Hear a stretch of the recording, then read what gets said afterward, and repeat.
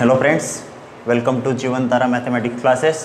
Today we start class 12th online video lecture of chapter number 3 trigonometric function.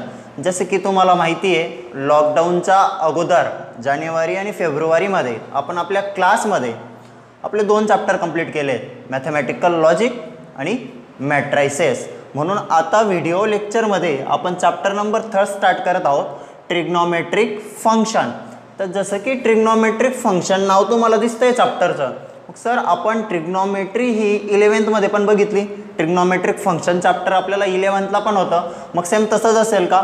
तर trigonometric function class 12 साठी 11 चे concept सोडून सर्व concept हे वेगवेगळे असतील, परंतु जो बेस आहे तो 11 चा लागणार आहे. आजच नोट करून घ्या, पुढच्या लेक्चरसाठी तुम्हाला काही फॉर्म्युले लागणार आहेत, म्हणून अलाइड अँगल फॉर्म्युले असतील. त्यानंतर पुढे गेल्यावर पुढच्या टॉपिकमध्ये तुम्हाला domain, range of trigonometric function, आपण ग्राफवरनं सर्व काही पॉईंट केलं 11th मध्ये. एकदा ते रिवाइज करून घ्या आणि आपण लेक्चरमध्ये पण त्याची रिव्हिजन घेणारच आहोत. मग जास्त वेळ न घेता आपण स्टार्ट करूया ट्रिग्नोमेट्रिक फंक्शन. तर याचाच पहिला टॉपिक आहे ट्रिग्नोमेट्रिक इक्वेशन आणि त्या ट्रिग्नोमेट्रिक इक्वेशनचे सोल्युशन फाइंड करणे. आता बघा या दोघांचे जे डेफिनेशन आहेत ते आपलं जे नवीन टेक्स्टबुक आलेले आहेत त्यांच्यामध्ये डेफिनेशन दिलेले आहेत. सर्वांच्या व्हॉट्सअपवर मी टेक्स्टबुकच्या PDF पाठवल्या आहेत. मी इथं डेफिनेशन वगैरे लिहिणार नाही आहे, आपल्याला फक्त कन्सेप्ट क्लिअर करायचे आहेत. आणि जेव्हा आपली फर्स्ट एक्सरसाइज स्टार्ट होईल तेव्हा तुम्हाला ती नोट्स व्यवस्थित लिहून घ्यायची आहे. मग आता ह्या ज्या डेफिनेशन असतील या टेक्स्टबुकमधनं नोट डाऊन करून घ्यायच्या. मग आता बघा first topic is trigonometric equation. आता जसं की ट्रिग्नोमेट्रिक इक्वेशन नाव ऐकलं त्याच्या अगोदर मी तुम्हाला काही इक्वेशनची ओळख करून देतो. For example 2x - 3 is equal to 5. Which type of this equation? This is a linear equation in one variable. Next is 2x plus 3y is equal to 5. Linear equation in two variable. x square minus 2x plus 5 is equal to 0. हे कोणत्या टाइपचे equation आहे? Sir quadratic equation आहे. हे सर्व equation आपण 8, 9 आणि 10th मध्ये बघितलंय. मग आता बघा this is a linear equation in one variable. मग याच्यामध्ये व्हेरिएबल कोणता आहे? सर x आहे. Next linear equation in two variable. याच्यात व्हेरिएबल कोणते आहेत? x and y. हे पण लिनियर इक्वेशन आहे का? नाही. लिनियर इक्वेशन कसे ओळखतो? जो व्हेरिएबल असतो त्याची इंडेक्स किती असते? 1. आणि क्वाड्रेटिक इक्वेशन मध्ये व्हेरिएबलची मॅक्सिमम इंडेक्स काय असते? 2. This is a quadratic equation in variable x. मग तसे हे जसे इक्वेशन आहेत तसेच ट्रिग्नोमेट्रिक इक्वेशन पण असतात. मग ट्रिग्नोमेट्रिक इक्वेशन असतात कसे?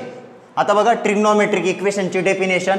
An equation involving trigonometric function is called trigonometric equation. ज्या इक्वेशन मध्ये ट्रिग्नोमेट्रिक फंक्शन असतात त्यांना काय म्हणतात? Trigonometric equation. मग त्याच्या अगोदर मला सांगा ट्रिग्नोमेट्रिक फंक्शन कोणकोणते असतात? 9th पासून बघत आलोय आपण. 9th ला होते, 10th ला होते आणि त्यालाच तुम्ही ट्रिग्नोमेट्री म्हणतात. पूर्ण ट्रिग्नोमेट्री मध्ये काय दिसतं तुम्हाला? Trigonometric function. मग कोणते असतात ते? Sine, cos, sine theta, theta is angle, sine theta, cos theta, tan theta, अजून sec theta, cosec theta, cot theta. हे असतात ट्रिग्नोमेट्रिक फंक्शन. मग हे फंक्शन ज्या इक्वेशन मध्ये असतील त्या इक्वेशनला काय म्हणतात? Trigonometric equation. For example trigonometric equation कोणते असतील? For example sine theta is equal to 1/2. हे काय झालं? ट्रिग्नोमेट्रिक इक्वेशन का? LHS आहे, RHS आहे, इक्वलचं साइन आहे म्हणून हे झालं इक्वेशन. मग कोणत्या टाईपचं आहे? Trigonometric equation. कारण याच्यामध्ये काय आलेलं आहे? Trigonometric function. साइन आलेला आहे, ट्रिग्नोमेट्रिक फंक्शन आलेलं आहे, म्हणून अशा इक्वेशनला काय म्हणायचं? Trigonometric equation. Next tan theta is equal to 2. कोणतं ट्रिग्नोमेट्रिक फंक्शन आलेलं आहे? tan theta is equal to 2, which is also trigonometric equation cos 3 theta is equal to 5 theta, cos 3 theta is equal to cos 5 theta. This is also trigonometric equation. काही जणांच्या मनात प्रश्न पडला असेल, sir इथं फक्त साइनच आहे, इथं फक्त टॅन आहे आणि इथं पण जर तुम्ही व्यवस्थित बघितलं तर दोघं साईडला काय फक्त कॉस आहे. मग असं होणार नाही का की त्या इक्वेशन मध्ये साइन पण आहे कॉस पण आहे, किंवा टॅन कॉट आहे किंवा साइन टॅन आहे. कोणतेही ट्रिग्नोमेट्रिक फंक्शन जर इक्वेशन मध्ये आलेले असतील तर त्यांना काय म्हणायचं, ट्रिग्नोमेट्रिक इक्वेशन. मग आता हे जे इक्वेशन आहेत यांचे सोल्युशन फाइंड करणे, त्याच्या अगोदर आपण रिव्हिजन बघून घेऊ. एक इक्वेशन आता चालू लिहिलं होतं मी, 2x - 3 = 5. हे इक्वेशन आहे, सोडवा असे प्रश्न होते. सॉल्व दिस इक्वेशन. कसं सॉल्व करणार, व्हेरी इझी. 2x = 5 + 3 -3 त्या साईडला पाठवला +3 झाला. Then 2x = 8 which is implies x = 4. या इक्वेशनला सॉल्व केल्यावर x ची व्हॅल्यू काय मिळाली, 4. मग यालाच आपण काय म्हणायचो, x = 4 is a solution of given equation. काय हे सोल्युशन, तर मग आता बघा सोल्युशनची डेफिनेशन काय असते ते आपण या एक्झाम्पल वरनं पण बघू. आणि अजून मी ट्रिग्नोमेट्रिक इक्वेशनचे सोल्युशन फाइंड करेल, त्या एक्झाम्पल वरनं पण आपण डेफिनेशन बघू. डेफिनेशन ही तुमच्या टेक्स्टबुक मध्ये दिलेली आहे, तिथून राईट करून घ्यायची. मग आता बघा सोल्युशन ऑफ ट्रिग्नोमेट्रिक इक्वेशन काय असेल. मग आता सोल्युशनची डेफिनेशन एकदम सिंपल आहे. द व्हॅल्यू ऑफ व्हेरिएबल, याच्यात व्हेरिएबल कोणता आहे, x. The value of variable काय मिळाली, व्हॅल्यू व्हेरिएबलची 4. The value of variable is called solution of given equation. पण एक अट असेल, ही जी व्हॅल्यू आहे ही व्हॅल्यू हे इक्वेशनला काय करायला पाहिजे, सॅटिस्फाय. आता सॅटिस्फाय कशी करतो आपण, ही व्हॅल्यू LHS आणि RHS मध्ये पुट करून द्यायची जिथं जिथं व्हेरिएबल असेल तिथं, आणि सॅटिस्फाय होतं का ते बघून घ्या. दोघं साईड इक्वल येतात का, इक्वल येतीलच. 4 पुट करा, 4 × 2 8, 8 - 3 5. म्हणजे ही जी व्हॅल्यू आहे x = 4 ही व्हॅल्यू गिवन इक्वेशन काय करते, सॅटिस्फाय करते. म्हणून आपण याला काय म्हणतो, सोल्युशन. कुणाचं सोल्युशन आहे, गिवन लिनियर इक्वेशन 2x - 3 = 5. मग तसंच आपल्याला बघायचं आहे की ट्रिग्नोमेट्रिक इक्वेशनचे सोल्युशन कसे फाइंड करायचे, हेच आपलं असेल इंट्रोडक्शन. आणि तुमची फर्स्ट जी एक्सरसाइज आहे 3.1 या चॅप्टरची, याच्यामध्ये पण आपल्याला फक्त सोल्युशन फाइंड करायचे आहेत ट्रिग्नोमेट्रिक इक्वेशनचे. मग आता बघा सर इथं व्हेरिएबल होता x, तुम्ही अगोदर पण असे इक्वेशन लिहून दिले, 2x + 3y = 10. Linear equation in 2 variable. याच्यामध्ये व्हेरिएबल कोणते आहेत, x अँड y. मग सर तसे ट्रिग्नोमेट्रिक इक्वेशन मध्ये व्हेरिएबल कोणते असतात, तर ट्रिग्नोमेट्रिक इक्वेशन मध्ये जे तुमचं ट्रिग्नोमेट्रिक फंक्शन आलेलं आहे साइन, त्याचा जवळचा अँगल बघा काय, थीटा. इथं बघा टॅन थीटा, cos 3 थीटा. हा जो थीटा असतो अँगल थीटा, यालाच आपण ट्रिग्नोमेट्रिक इक्वेशन मध्ये काय कन्सिडर करणार आहेत, as a variable of trigonometric equation. मग जेव्हा तुम्ही हे जे इक्वेशन दिसत आहे ट्रिग्नोमेट्रिक इक्वेशन, हे असेल असे भरपूर इक्वेशन आपल्याला बघायचे आहेत. याच्यामध्ये प्रत्येकामध्ये काय व्हेरिएबल आहे, थीटा. मग प्रत्येक एक्झाम्पल काही सेम राहणार नाहीये आणि प्रत्येक एक्झाम्पल मध्ये अँगल तुम्हाला थीटाच दिलेला असेल असं नाही. कधी कधी असंही असू शकतं, cos x = 1/2.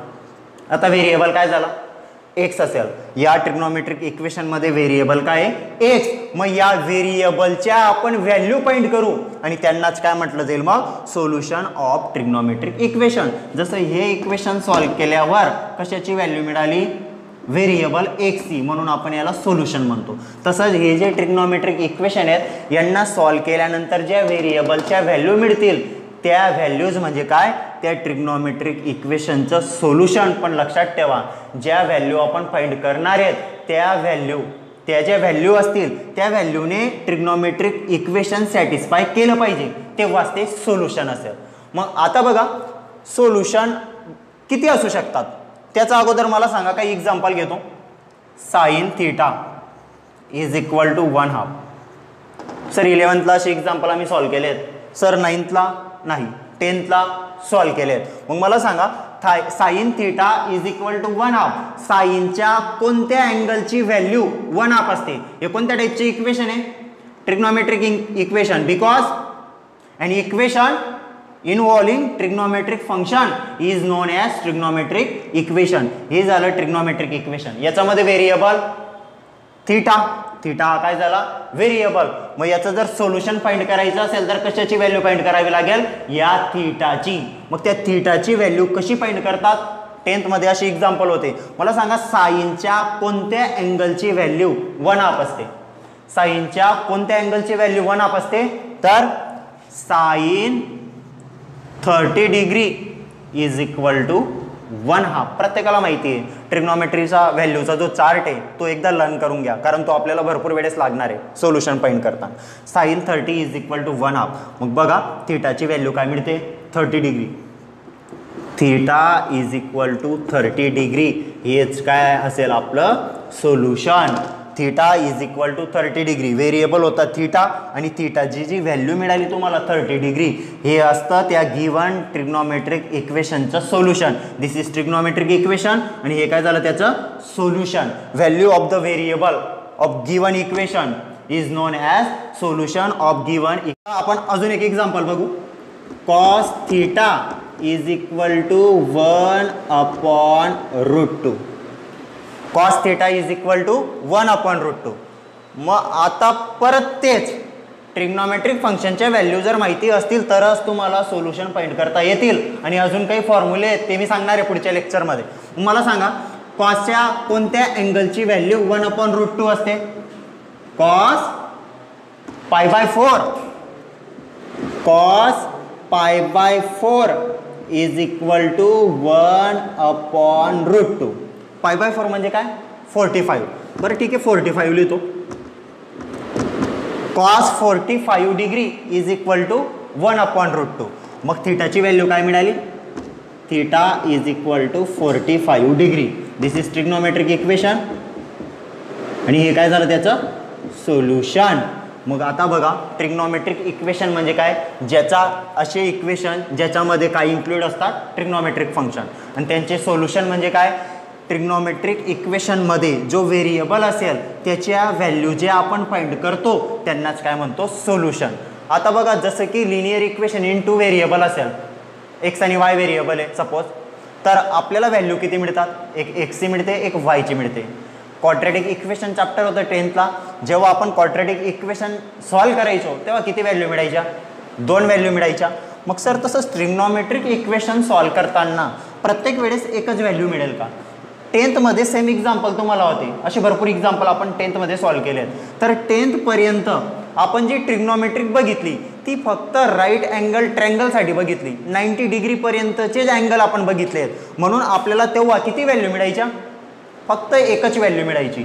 पण आता ट्रिग्नोमेट्रिक इक्वेशनला किती सोल्युशन असतात?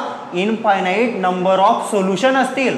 मग या सोल्युशनमध्ये आपल्याला 2 टाईपचे सोल्युशन बघायचे आहेत आणि पहिल्या एक्सरसाइजमध्ये जेवढे पण एक्झाम्पल असतील ते या 2 टाईपचे जे सोल्युशन आहेत ते फाइंड करण्यासाठीचे आहेत. मग ते 2 टाईप कोणते आहेत ते आपण आता बघू. त्याच्यामध्ये पहिला टॉपिक आहे प्रिन्सिपल सोल्युशन आणि दुसरा असेल जनरल सोल्युशन. मग आजच्या लेक्चरमध्ये प्रिन्सिपल सोल्युशन पर्यंत आपल्याला बघायचे आहे आणि उद्या पुढचं लेक्चर लगेच मी अपलोड करणार आहे. पुढच्या लेक्चरमध्ये असतील how to find the solution, पण कोणत्या टाईपचे? Principal solution. आणि त्याच्यानंतर आपण बघू जनरल सोल्युशन. मग बघा आता प्रिन्सिपल सोल्युशन काय असतं. Principal solution, principal solution. The value of variable in trigonometric equation is known as solution. मग आता बघा प्रिन्सिपल सोल्युशन काय असतात. जे व्हेरिएबलच्या व्हॅल्यू आपण फाइंड करतो एक असेल, एकापेक्षा जास्त असतील. लक्षात ठेवा, आता चालू सांगितलं मी, कोणत्याही ट्रिग्नोमेट्रिक इक्वेशनला इनफायनाईट नंबर ऑफ सोल्युशन असतात. मग त्याच्यापैकी प्रिन्सिपल सोल्युशन कोणते असतील? तर जो तुमचा व्हेरिएबल असेल थीटा, अल्फा, एक्स काही असू शकतो, जो आपल्याला ट्रिग्नोमेट्रिक इक्वेशनमध्ये दिलेला असेल, त्या व्हेरिएबलच्या ज्या व्हॅल्यू आहेत त्या कुणाच्या मधल्या पाहिजेत? 0 आणि 2 पाय 360. 0 आणि 360च्या मधल्या ज्या व्हॅल्यू आपल्याला मिळतील त्याच व्हॅल्यू असतील त्यांनाच आपण काय म्हणायचं, प्रिन्सिपल सोल्युशन. अजून एक गोष्ट नोट करून ठेवा, π/2 90 डिग्री, पाय 180 डिग्री, 2 पाय 360 डिग्री, π/4 45 डिग्री, π/3 60 डिग्री. बघितलं आपण अँगल अँड इट्स मेजरमेंटमध्ये degree to radian, radian to degree, π/6 30 degree.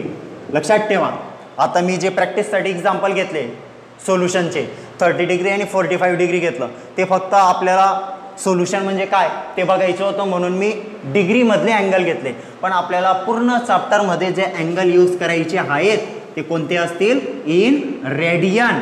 90 degree is π/2 radian, 180 degree is pi radian, 360 degree is 2 pi radian, 45 degree is π/4 radian, 60 degree is π/3 radian आणि 30 degree is π/6 radian. Principal solution काय असेल, ज्या अँगलच्या ज्या value आपल्याला मिळतात trigonometric equation solve केल्यावर त्या value जर 0 आणि 2 पायच्या मधल्या ज्या असणार आहेत त्यांनाच काय म्हणायचं, प्रिन्सिपल सोल्युशन. आता बघा एक ग्राफमध्ये तुम्हाला प्रिन्सिपल सोल्युशन आणि जनरल सोल्युशन यांच्यामध्ये काय डिफरन्स असतो तो क्लिअर करून देतो. मग आता बघा, in 11th standard trigonometric function आपल्याला जे trigonometric first, trigonometric second chapter होते त्याच्यामध्ये ग्राफ होते, ग्राफ ऑफ ट्रिग्नोमेट्रिक फंक्शन. आणि मी सर्वचा सर्व ग्राफ तुम्हाला एक्सप्लेन करून दिलेले आहेत, कारण ते ग्राफ एक्सप्लेन जर झाले असतील, समजले असतील तरच डोमेन आणि रेंज पाठ करायची गरज पडत नाही, त्या ग्राफवरनं लगेच लक्षात येऊन जाते. आणि हेच ग्राफ तुम्हाला डोमेन आणि रेंज लक्षात ठेवण्यासाठी पुढच्या जे आपले लेक्चर असतील त्याच्यासाठी कामात येतील. मग आता बघा, ग्राफ ऑफ साइन फंक्शन काढायचे नाही आहेत, स्केल वगैरे घेऊन अंदाजे जरी तुमचे लक्षात राहिले तरी चालतील. Graph of sine function is like this. या पद्धतीचा ग्राफ असतो आपला साइन फंक्शनचा. हा अँगल असतो तुमचा 0, इथं मध्ये असतो π/2, दिस इज पाय 2 पाय, असे भरपूर अँगल असतील. लक्षात ठेवा, हा असतो अँगल, हा काय असतो अँगल. इथं आहे समजा तुमचा 1 असेल, कारण रेंज काय असते 0 to 1, एकापेक्षा वर 1 या व्हॅल्यूपेक्षा ग्राफवर जाणार नाही जर तुमचे रेंज डोमेन व्यवस्थित लक्षात असतील तर. त्याची काही आता चालू आवश्यकता नाही आहे, पुढच्या लेक्चरमध्ये जेव्हा आपल्याला लागेल तेव्हा मी ते डिटेल्समध्ये एक्सप्लेन करून देईन. आता बघा, प्रिन्सिपल सोल्युशन आणि जनरल सोल्युशन मधला डिफरन्स हा ग्राफ व्यवस्थित समजून घ्या. समजा इथं आहे तुमचा π/3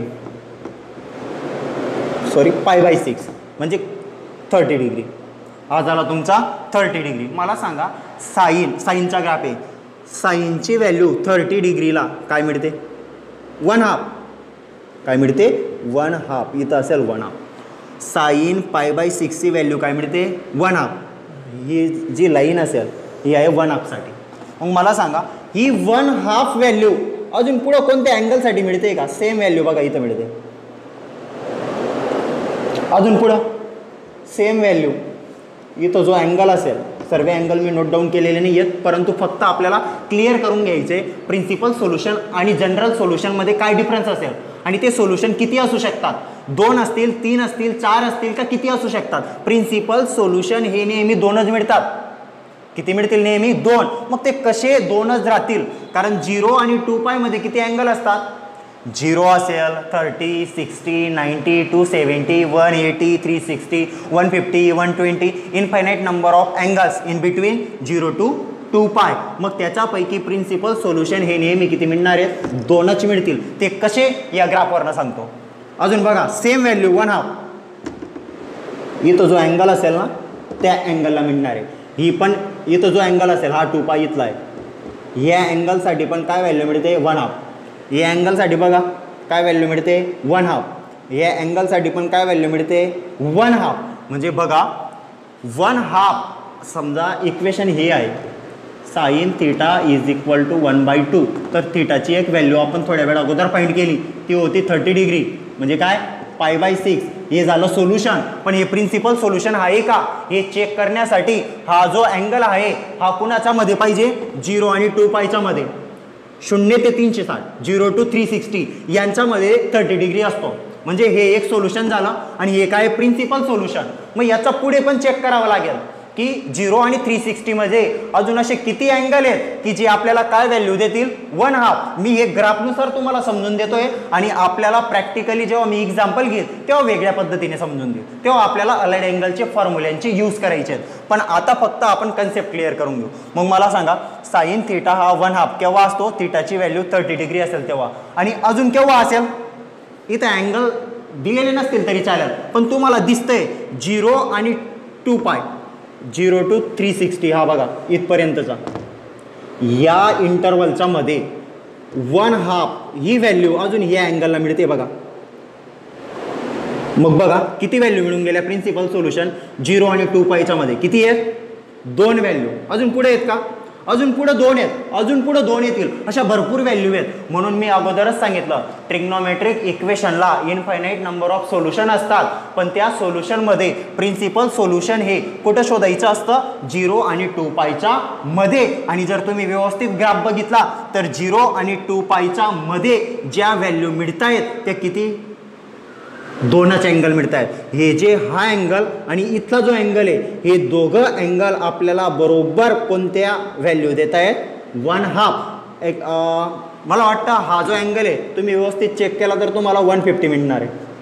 आता फक्त कन्सेप्ट क्लिअर करून घेऊ. बरोबर 2 अँगलला काय व्हॅल्यू मिळते, 1/2. म्हणून प्रिन्सिपल सोल्युशन नेहमी तुम्हाला किती मिळणार आहेत, 2. आणि याचा पुढे असे भरपूर आहेत. आणि हे सर्वेचा सर्व सोल्युशन म्हणजे कोणते सोल्युशन असतात, जनरल सोल्युशन. म्हणजे जनरल सोल्युशनमध्ये सर्वचा सर्व येणार आहेत, ते आपण पुढे बघणार आहेत जेव्हा मी जनरल सोल्युशन टॉपिक शिकवेल. पण आता लक्षात ठेवा प्रिन्सिपल सोल्युशन प्रत्येक ट्रिग्नोमेट्रिक इक्वेशनला नेहमी किती मिळणार आहेत, 2 मिळतील. जर तुम्ही ग्राफ बघितला तर लक्षात येईल. मग सर समजा खाली जर बघितला तर इथं पण एक व्हॅल्यू मिळते, इथं पण एक व्हॅल्यू मिळते. या अँगलसाठी पण 2 व्हॅल्यू आहेत, पण त्या व्हॅल्यू दुसऱ्या असतील. इकडं 1/2 आहे, इकडं मायनस व्हॅल्यू असतील. म्हणून लक्षात ठेवा 0 आणि 2π ह्या इंटरवलमध्ये प्रिन्सिपल सोल्युशन नेहमी किती मिळतील आपल्याला, 2. म्हणून मी हे जे एक्झाम्पल सॉल्व्ह करून दिलं हे फक्त एकच व्हॅल्यू झाली. मग दुसरी व्हॅल्यू फाइंड करण्यासाठी आपल्याला काय शिकायचे अगोदर, अलाइड अँगल फॉर्म्युले. उद्या पुढचं लेक्चर मी अपलोड करेल, त्याच्या अगोदर तुम्ही एकदा 11च्या ट्रिग्नोमेट्रीमध्ये अलाइड अँगलचे फॉर्म्युले रीड करून घ्या. तसं मी उद्या परत रिव्हिजन घेणारच आहे. Okay, thank you. जर तुम्हाला हा ग्राफ वगैरे व्यवस्थित नोट करायचा असेल तर तुम्ही करू शकता, नाही पण केलं तरी चालणार आहे. कारण हे आपल्याला सिलेबसमध्ये नाही आहे, हे फक्त तुमचा प्रिन्सिपल सोल्युशन कन्सेप्ट क्लिअर करण्यासाठी होतं प्रॅक्टिकली. ओके.